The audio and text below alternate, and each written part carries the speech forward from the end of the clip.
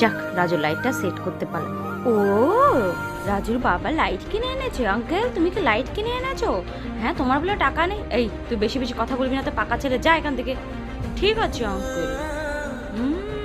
রাজু এবার সেই হ্যাপি হয়ে যাবে। বাবা, বাবা লাইট, তুমি চলে এসেছো বাবা। বাহ রাজু, দেখ তোর জন্য আমি লাইট নিয়ে এসেছি, কি সুন্দর। এবার তোকে পড়াশোনা করার থেকে কেউ আটকাতে পারবে না।